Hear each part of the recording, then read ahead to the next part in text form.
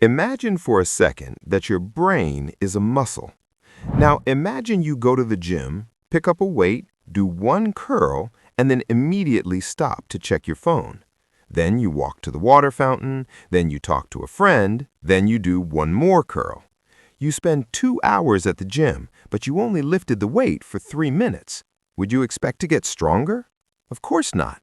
Yet this is exactly how 99% of people work. We live in an economy of distraction. We define productivity by how many emails we answer or how fast we reply on Slack. But the truth is, we're just spinning our wheels. We're busy, but we aren't productive. What if I told you that you could compress the work you usually do in 2 hours into a focused, intense 30-minute block? What if you could learn complex skills in half the time? This isn't magic. It is a specific cognitive skill called deep work, and once you master it, it feels like a superpower. The concept comes from Professor Cal Newport.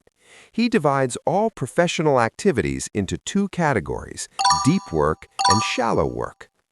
Shallow work is non-cognitively demanding logistical-style tasks, often performed while distracted. Think checking email, scheduling meetings, scrolling LinkedIn, or data entry. The world pushes you towards shallow work because it's easy and it makes you feel productive. Deep work, on the other hand, is professional activity performed in a state of distraction-free concentration that pushes your cognitive capabilities to their limit. These efforts create new value, improve your skill, and are hard to replicate. Here is the brutal reality of the modern economy.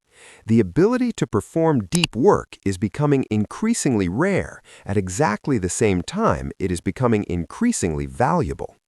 If you can't focus, you will be replaced, either by AI or by someone who can focus. So, why is deep work so effective?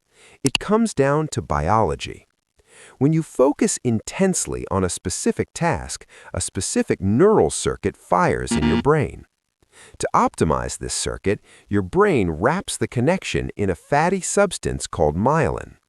Think of myelin as insulation on an electrical wire. The more myelin you have around a neural circuit, the faster and cleaner the brain's signal travels. This is how you master a skill. But here is the catch. You only produce myelin during intense, uninterrupted focus. Every time you switch tasks, every time you glance at a notification, you suffer from what researcher Sophie Leroy calls attention residue. When you switch from task A to task B, your attention doesn't immediately follow. A residue of your attention remains stuck thinking about the original task. If you check your email every 10 minutes, you are operating in a permanent state of attention residue. Your brain is literally functioning at a lower IQ. You are not multitasking, you are micro-failing. If deep work is so good, why is it so hard? Because we are addicts. Most of us have trained our brains to crave distraction.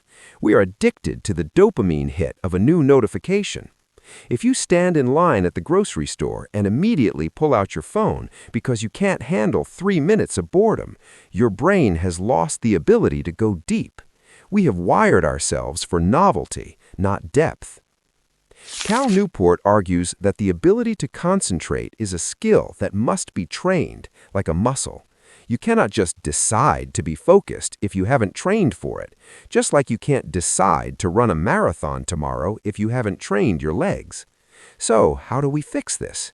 How do we achieve that 2 hours of work in 30 minutes promise? The first technique is called the Roosevelt Dash. Before he was president, Teddy Roosevelt was a student at Harvard. He had a wide array of interests: boxing, wrestling, dance, and poetry. To fit it all in, he spent significantly less time studying than his peers, yet he got better grades. How? He used artificial deadlines.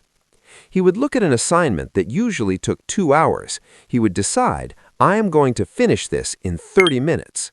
This forced him into a state of hyper-intensity. When you have 2 hours, you check your phone, you daydream, you make coffee. When you have 30 minutes and you treat it like a life or death deadline, your brain engages 100% of its resources. No residue, no distraction, just pure speed. Try this today. Set a timer, cut the time in half, and sprint. Willpower is a finite resource. If you rely on willpower to start working, you will fail. You need a ritual. J.K. Rowling, when struggling to finish the last Harry Potter book, didn't just try harder. She checked into a suite at the Balmoral Hotel in Edinburgh. The change of environment and the financial cost created a ritual that signaled to her brain, it is time to work. You don't need a hotel, but you do need a trigger. Maybe it's a specific cup of coffee. Maybe it's a specific lo-fi playlist. Maybe it's a specific lamp on your desk. Design a ritual that takes you from normal mode into deep mode instantly. This is the hardest advice, but the most important. You must stop multitasking your leisure time. If you watch Netflix while scrolling TikTok, you are training your brain to be scattered. If you listen to podcasts while writing emails, you are training your brain to be scattered. To be great at deep work, you must be comfortable with boredom. Next time you are waiting for a bus or waiting for a friend, just wait. Don't look at your phone. Observe the world. Let your brain rest. This recovery period is essential for building the capacity to focus later. Social media is designed by the smartest engineers in the world to steal your attention. It's an unfair fight. Cal Newport suggests quitting entirely, but if you can't, you must contain it. Schedule your distraction. Tell yourself, I am allowed to check Instagram, but only at 11 a.m. and 7 p.m. In between those times, do not touch it. You are weaning your brain off the constant drip of dopamine. The world is getting noisier. Distractions are getting smarter.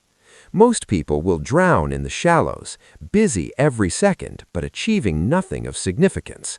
But a select few will master the art of deep work. They will produce the books, the code, the strategies, and the art that defines our future. Deep work is the superpower of the 21st century. The question is, are you willing to disconnect to get it? Start with 1 hour tomorrow. Turn off the phone, close the tabs, and go deep. Thanks for watching. If you want to dive deeper into productivity, click the video on the screen now about dopamine detox. See you there.